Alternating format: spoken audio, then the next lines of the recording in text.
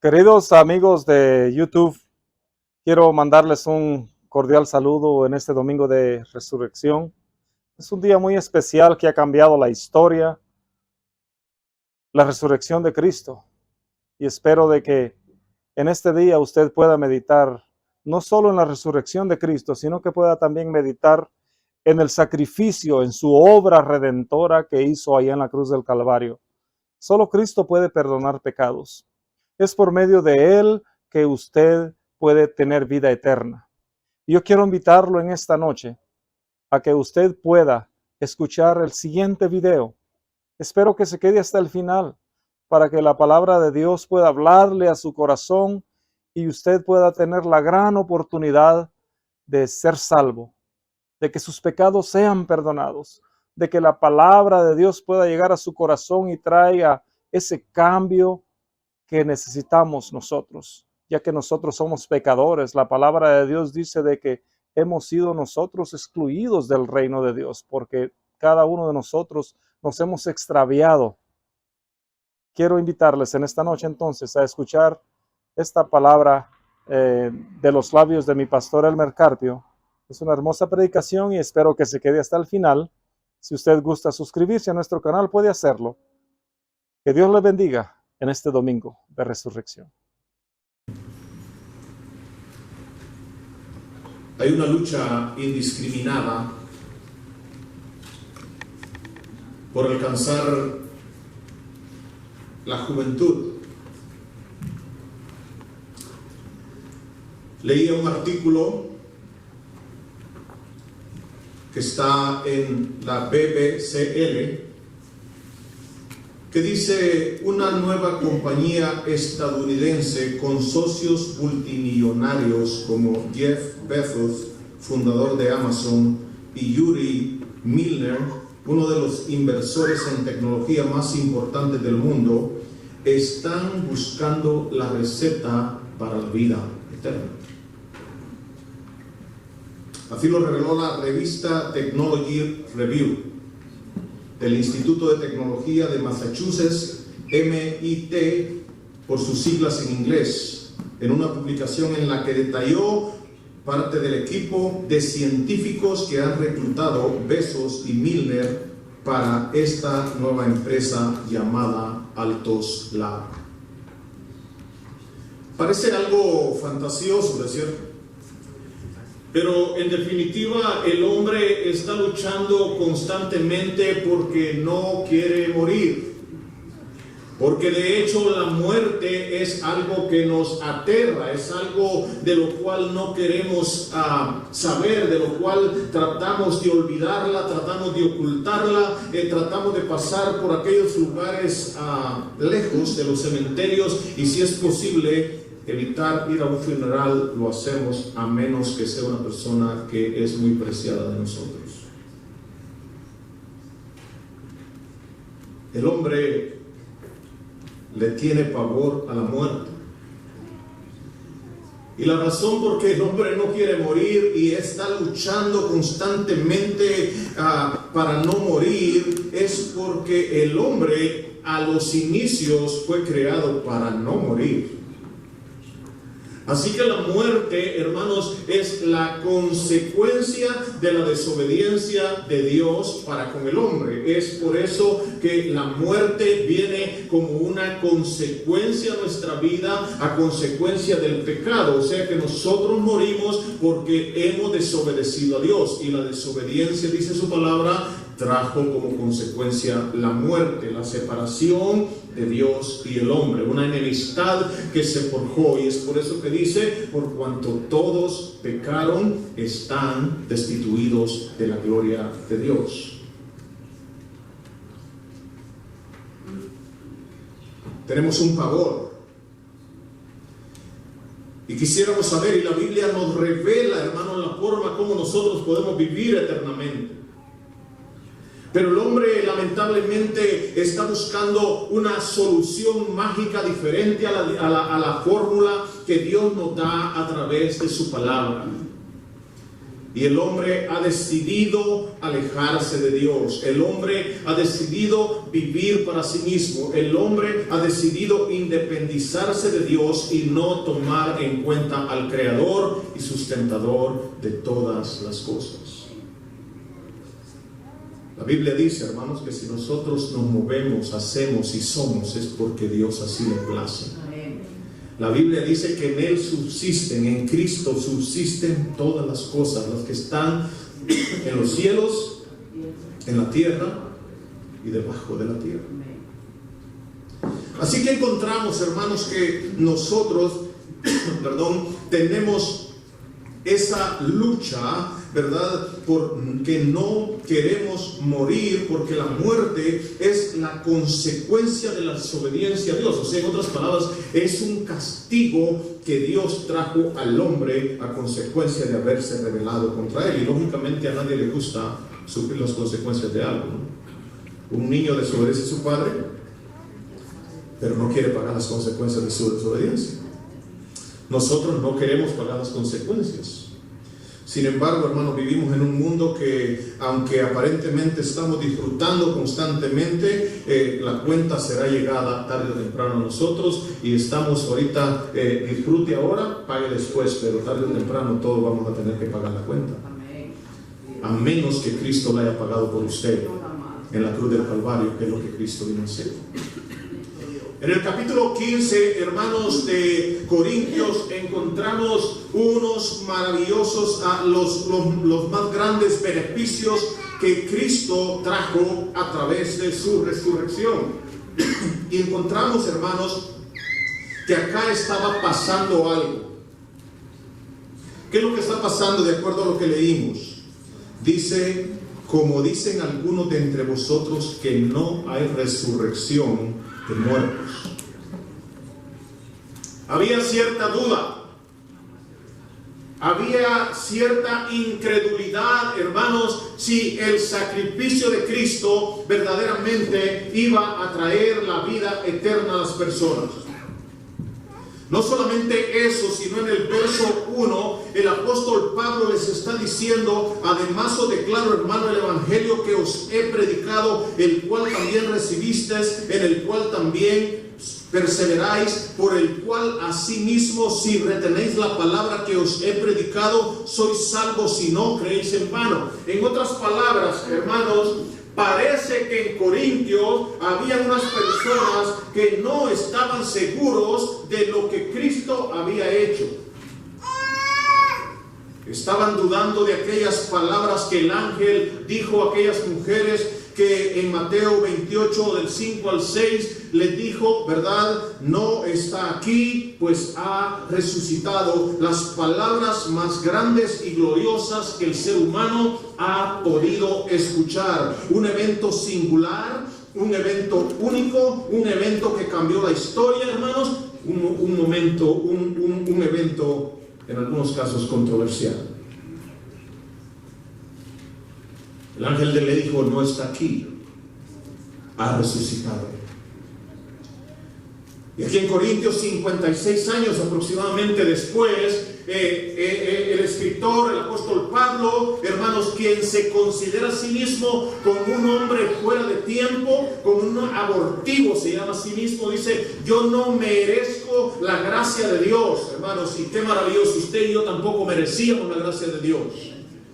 Pero podemos ver que Dios puede cambiar la vida del hombre, por más enferma que sea, por más depravado que sea. Aún así, dice, porque yo perseguí a la iglesia de Dios. El apóstol Pablo había sido un perseguidor de la iglesia, había arrastrado a los cristianos, había consentido en la muerte de Esteban, y por eso él decía, yo no soy digno de ser llamado apóstol.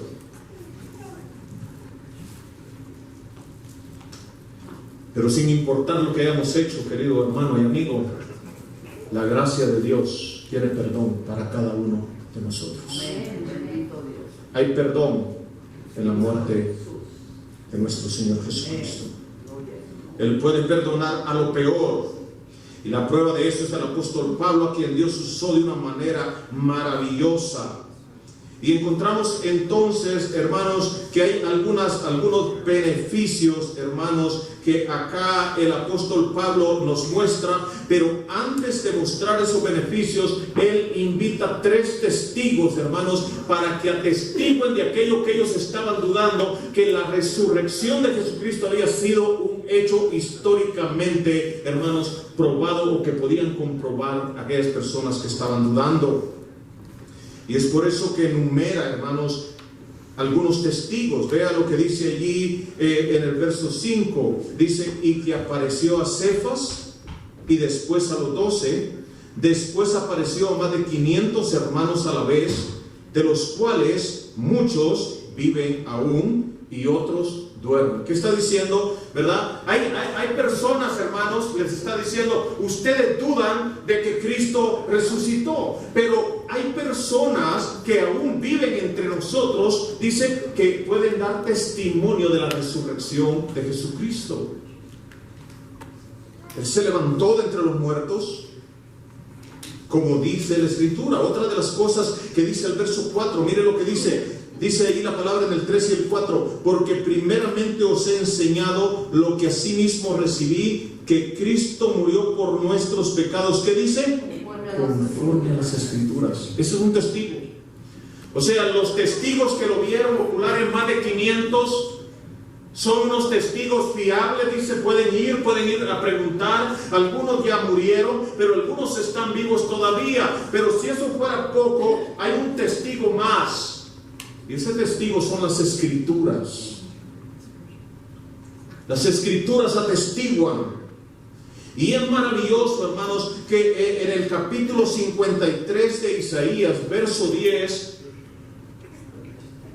el profeta Isaías 9 y 10, más de 700 años atrás en la historia, antes de que Cristo viniera, 700 y algo años antes, el profeta está diciendo, mire lo que iba a pasar con Cristo. Dice: y se dispuso con los impíos su sepultura, mas con los ricos fue en su muerte. Y vea, aunque nunca hizo maldad, ni hubo engaño en su boca. Y luego sigue diciendo: con todo eso, Jehová quiso quebrantarlo, sujetándole a padecimientos, cuando haya puesto su vida en expiación. ¿Por qué tuvo que venir Cristo?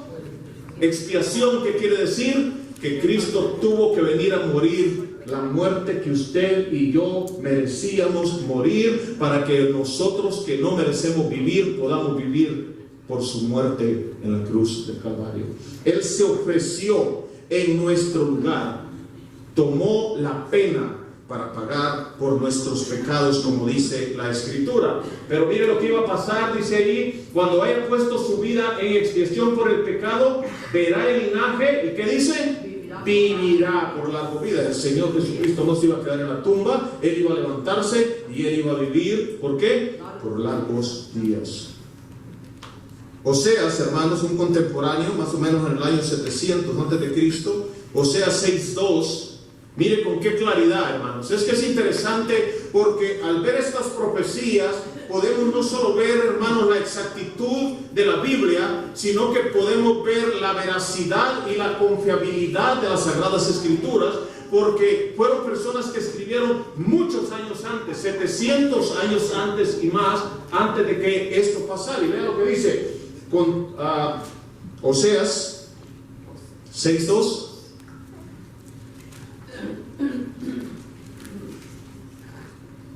Mire lo que dice ahí: nos dará vida, ¿qué dice? Después de 2 días. Y mire con qué claridad. ¿Y en el qué? Todos. Y en el tercer día nos resucitará y viviremos delante de Él. Isaías lo profetiza, Oseas lo profetiza, los salmos, pero ya no vamos a ir para allá, lo profetizan. Por eso el escritor dice: porque primeramente os he enseñado lo que asimismo recibí, que Cristo murió por nuestros pecados conforme a la Escritura. El Señor Jesucristo, hermanos, estaba cumpliendo con exactitud las profecías que de Él habían sido escritas. que Él se iba a levantar de los muertos al tercer día, y junto con ellos, con Él, usted y yo nos íbamos a levantar también, todos aquellos que hemos depositado nuestra confianza en Cristo Jesús. Él nos dará vida, dice, después de 3 días. Hermanos, la resurrección de Jesucristo tenía la implicación, hermanos, de que Jesucristo, de que el Dios, el Padre, había aceptado, hermanos, el pago por el pecado. La resurrección de Cristo muestra que Dios aceptó el sacrificio de Cristo, que Dios venció la muerte y se levantó con poder de entre los muertos. Así que entonces el escritor dice, deben de creer que Cristo se ha levantado de los muertos porque la Escritura lo dice. Deben de creer que Jesucristo se levantó de los muertos porque hay más de 500 testigos que han visto la resurrección de Cristo. Deben de creer que Jesucristo se levantó de entre los muertos. Dice, ¿por qué? Porque hay personas, ¿verdad? En este caso yo mismo, dice Pablo, soy testigo de ese hecho, yo lo vi. Hay un testigo más, hermanos, que no lo encontramos acá, pero que creo que es digno de mencionar. Y es la muerte de sus seguidores. Nadie moriría por defender una mentira. La gente, como dijo alguien, la gente miente para no morir. Nadie moriría por una mentira. La gente miente para no morir. Sin embargo, en la historia encontramos que la tradición, la historia nos muestra que Pedro murió crucificado boca abajo. Vemos, hermanos, que Jacobo fue decapitado. Vemos, hermanos, que Pablo dice que el tiempo de su partida está cercano porque estaba próximo para ser sacrificado. Los discípulos de Jesucristo murieron una muerte tormentosa, cruel, hermanos, a pesar de que se les fue dada la oportunidad de poder vivir. Si rechazaban a Jesucristo, no lo hicieron. ¿Por qué? Porque ellos, hermanos, creían lo que habían visto y anunciaban y predicaban lo que ellos habían presenciado, que Cristo se había levantado entre los muertos. Así que en los Corintios había duda. Y el apóstol Pablo está escribiendo para corregir. Está hablándoles, ¿verdad? Y les está diciendo, les está argumentando, les está presentando estos argumentos, les está diciendo, por esta razón, hermanos, no deben dudar de la resurrección de Cristo. Y luego dice ahí en el verso 12, y ahora vamos a entrar, hermanos, a los efectos que la resurrección tiene en nosotros. Lo primero que vimos en el 1 al 3, hermanos, es que la resurrección de Jesucristo pagó el precio de nuestra deuda con Dios y nos ha dado la salvación. Segunda cosa que quiero que veamos en el verso 12-13, dice, pero si se predica que Cristo, que resucitó de los muertos, ¿cómo dicen algunos de entre vosotros que no hay resurrección de muertos? Porque si no hay resurrección de muertos, tampoco Cristo resucitó. Bueno, no hace lógica, dice. No hace lógica. ¿Cuál es nuestra esperanza entonces? ¿Cuál es nuestra esperanza? Hermano, yo pregunto, ¿qué pasa cuando usted le dice a alguien que usted tiene la fe que un día se va a levantar de entre los muertos? ¿Qué le dice la gente? ¿Cómo lo toma la gente? Porque creer eso implica la fe en la palabra del Señor. Los que hemos depositado nuestra confianza y nuestra fe en el Evangelio de Cristo, que es el sacrificio que Cristo hizo por nosotros en la cruz, del pago por nuestros pecados, que Él murió y resucitó de entre los muertos y ahora está sentado a la diestra de Dios, podemos tener la seguridad, hermanos, de que al igual que Jesucristo se levantó de entre los muertos, nosotros un día nos levantaremos de entre los muertos. Hermanos, tengamos la seguridad, dice, el efecto de la resurrección, dice el apóstol Pablo, es que podemos tener una seguridad que nosotros nos levantaremos de entre los muertos. Es lo que dice el 2 y el 13. Si predicamos que Cristo resucitó, hermanos, tengan la seguridad de que ustedes también van a resucitar de entre los muertos.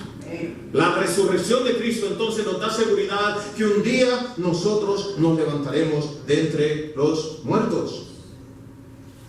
Tercera cosa que quiero que veamos es Hebreos 14:15. Dice ahí: y si Cristo no resucitó, ¿qué dice ahí? Vana es entonces nuestra predicación.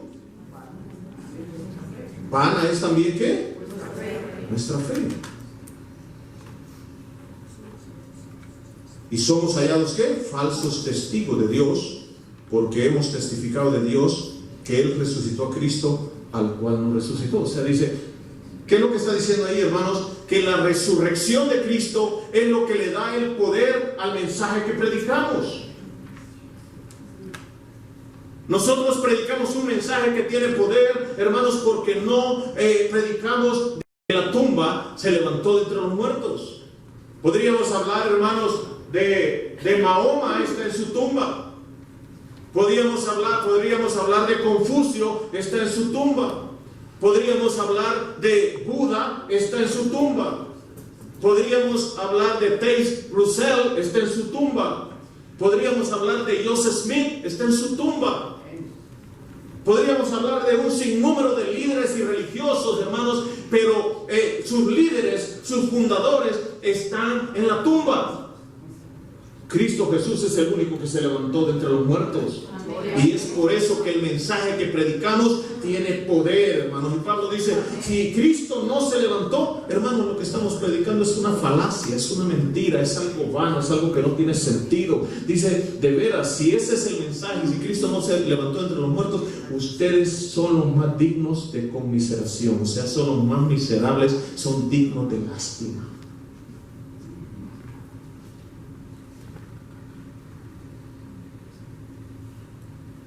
Pero dice Pablo, pero Cristo ha resucitado. Primicia de los que durmieron es Él. Hermanos, si creyéramos lo que predicamos y si verdaderamente nosotros estuviéramos seguros, hermanos, de nuestra salvación, porque decimos estarlo, pero si verdaderamente eso fuera así, ¿viviríamos como vivimos? Si supiéramos que el tiempo que estamos viviendo acá, hermanos, es breve comparado con la gloria venidera que en nosotros ha de manifestarse, y supiéramos que lo que estamos viviendo es algo así de insignificante comparado con toda la eternidad, y si supiéramos de que lo que hagamos acá, hermanos, trascenderá, algunas cosas trascenderán a la eternidad. Por eso la palabra del Señor dice que seamos ricos para con Dios, que vivamos de una manera haciendo su voluntad, haciendo tesoros allá donde exactamente. ¿Cómo viviríamos? Así que, hermanos, Pablo dice, hermanos, si Cristo no resucitó, hermanos, nuestra fe es vana, nuestro mensaje es vano, nuestra predicación es vana, pero porque Cristo ha resucitado, hermanos, nosotros predicamos un mensaje diferente, un mensaje poderoso, un mensaje que brinda esperanza.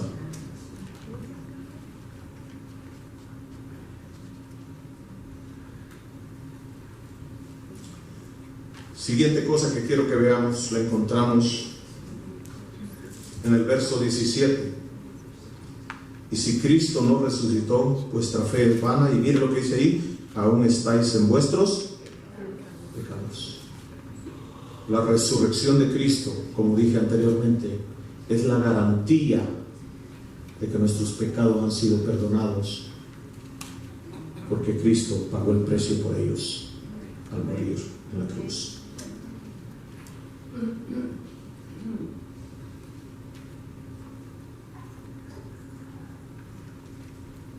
Me gusta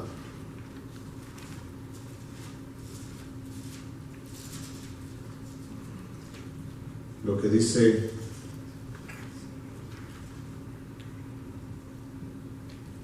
la palabra del Señor allá en Segunda en Colosenses 2, capítulo 2, verso 13 en adelante. Mire lo que dice la palabra del Señor. ¿Cuál era nuestra condición ahí? Y vosotros, leámoslo, dice, vosotros estando muertos, ¿en qué estábamos muertos? En pecados. Y en la incircuncisión de vuestra carne, ¿qué es lo que Dios nos dio? Vida, juntamente con Él, perdonándonos todos los pecados. Pero mire, pero para perdonar nuestros pecados, mire lo que había que hacer: anulando el acta de los decretos que había contra nosotros, que nos era contraria, y quitándola de en medio, y clavándola. ¿Dónde la clavó esa acta? En la cruz. Y despojando, ¿quiénes tenían esa acta? Y despojando a los principados y a las potestades, los exhibió públicamente, triunfando sobre ellos. ¿En dónde? En la cruz. Cuando Cristo dijo tetelestai, ¿qué está diciendo? Todo ha sido pagado, la cuenta ha sido saldada. Esa acta que nos era contraria, hermano, fue tomada y fue clavada en la cruz. Cristo pagó por nuestros pecados. Y la resurrección de Cristo, hermanos, es el testimonio fiel de que nuestros pecados han sido perdonados. 32 y 34, hermanos. Estoy omitiendo, hermanos, para aprovechar el tiempo, pero le invito a que vaya ahí en el 15, siempre 32 y 34. Estoy dando una sección de beneficios de la resurrección, hermanos, por si ya se perdió. 32 y 34, mire lo que dice ahí. Y me gusta esto que dice este pasaje. Sí dice, como hombre batallé en Efeso contra fieras. O sea, el apóstol Pablo había tenido que enfrentar situaciones adversas en Efeso, hermano. Él los categoriza como ¿qué? Como fieras. O sea, había luchado contra situaciones adversas en Efeso. Y dice, si como hombre batallé en Efeso contra fieras, ¿qué me aprovecha? ¿Qué me aprovecha? Dice, si los muertos no resucitan. O sea, ¿qué está diciendo ahí, hermano? ¿De qué me sirve el trabajo que yo estoy haciendo si no hay resurrección? ¿De qué me sirve que he luchado en Efeso contra todas las adversidades que yo luché? ¿De qué me sirve haber hecho lo que hice? Dice el apóstol Pablo. Si los muertos no resucitan, mire la invitación que dice, si no hay resurrección, dice, entonces vivamos como vive todo el mundo. Comamos y bebamos que mañana moriremos. Si no hay resurrección de muertos, dice el apóstol Pablo, ¿qué chiste tiene estar haciendo la obra del Señor? Mejor dediquémonos a disfrutar la vida, es lo que nos está diciendo. Disfrutemos la vida, comamos, bebamos, embriaguémonos, disfrutemos. Ese es un indicativo de alguien que no cree en la resurrección, vivir de esa manera, comiendo, bebiendo, disfrutando, gozando, viviendo solamente para sí mismo sin tomar en cuenta a Dios.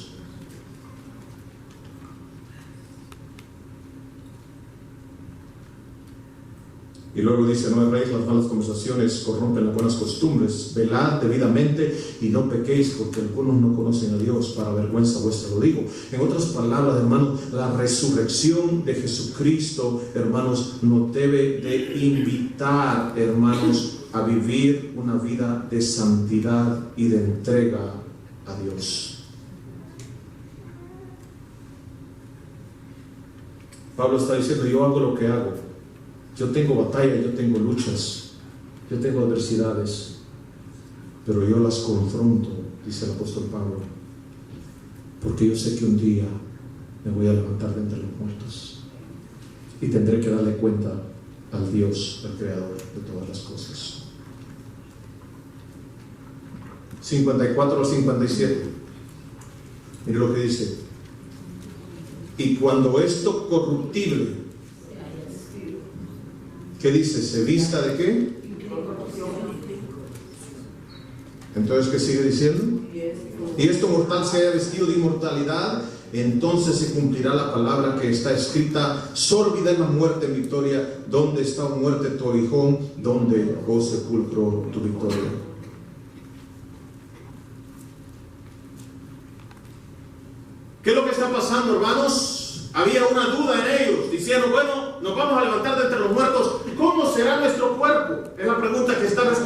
Pablo, ¿tendremos el mismo cuerpo? ¿Cómo será nuestro cuerpo? Hermanos, y el apóstol Pablo dice, la resurrección de Cristo, hermanos, es la garantía de que nuestros cuerpos serán levantados de una manera incorruptible, de una manera inmortal. Y luego nos dice, hermanos, porque el aguijón de la muerte es el pecado. Hermanos, la resurrección de Jesucristo nos da seguridad de que un día, escuche bien, y le invito a que lea el capítulo 15 en su totalidad, ahí en su casa, ya con estas bases que yo le estoy dando, para que lo pueda digerir de mejor manera. Pero lo que vemos, hermanos, es que la resurrección de Cristo da la seguridad de que un día nosotros seremos levantados de entre los muertos con un cuerpo transformado, dice la palabra. Esto corruptible será vestido de incorruptibilidad. Esto débil, hermanos, se vestirá de fortaleza.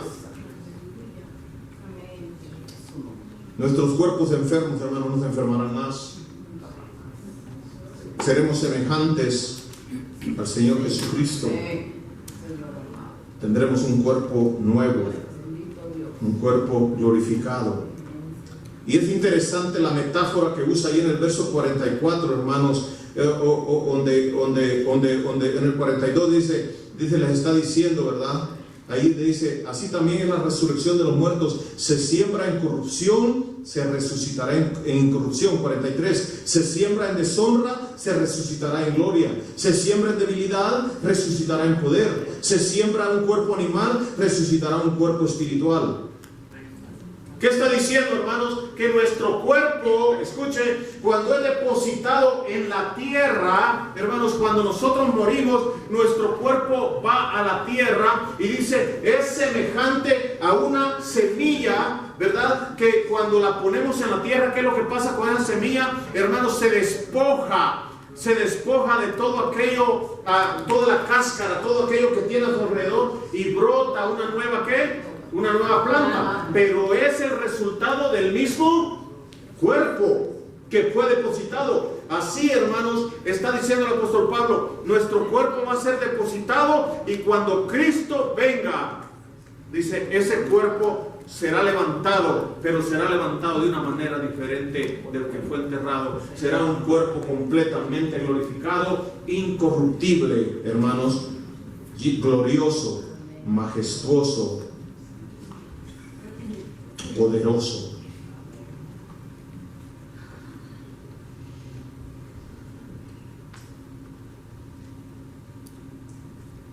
Hermanos, ¿cómo nos invita a vivir el apóstol Pablo a la luz de la resurrección de Cristo? 58, ya vamos a terminar.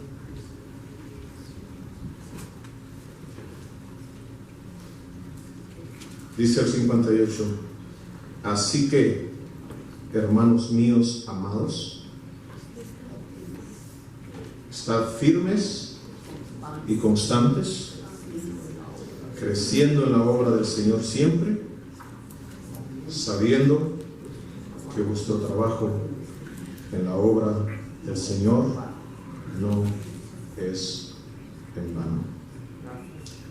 Hermanos, cuando las mujeres vinieron al sepulcro en Mateo 28 y se les anunció que Cristo había resucitado de entre los muertos, se les envió de regreso a anunciar a los discípulos y camino hacia ese lugar se encontraron con el Señor.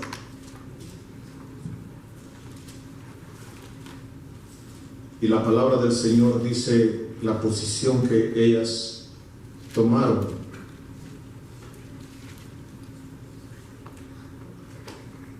Dice ahí en el 7, 28:7 dice, e id pronto y decid a sus discípulos que han resucitado los muertos, y he aquí va delante de vosotros a Galilea y le veréis, he aquí os lo he dicho. Entonces ellas, saliendo del sepulcro con temor y gran gozo, fueron corriendo a dar las buenas nuevas a sus discípulos. Mientras iban a dar las nuevas a los discípulos, he aquí Jesús les salió al encuentro y dijo: salve. Y ellas, acercándose, ¿qué es lo que hicieron ahí? Abrazaron sus pies y ¿qué? Tener una visión correcta de Jesucristo resucitado, hermanos, nos hará vivir vidas de adoración. Lo mismo que pasó allá que con lo que leímos al inicio en Apocalipsis 1:17, cuando le vi, y a mí me llama la atención, cuando le vi, dice Juan, caí como muerto a sus pies. Y él puso su diestra sobre mí, diciéndome: no temas. ¿Se imagina esa escena?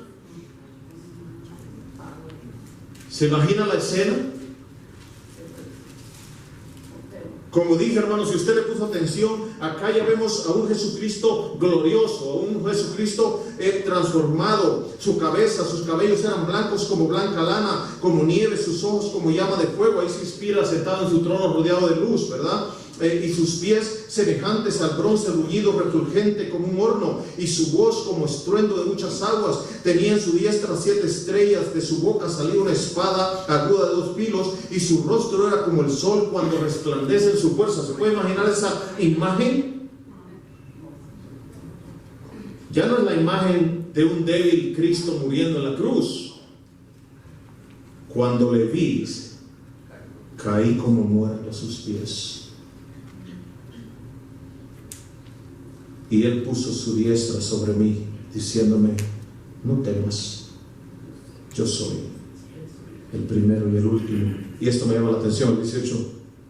Y el que vivo y estuve muerto, mas he aquí vivo por los siglos de los siglos. Amén. Y tengo las llaves de la muerte y del Hades. Tengo la llave de la muerte y del Hades.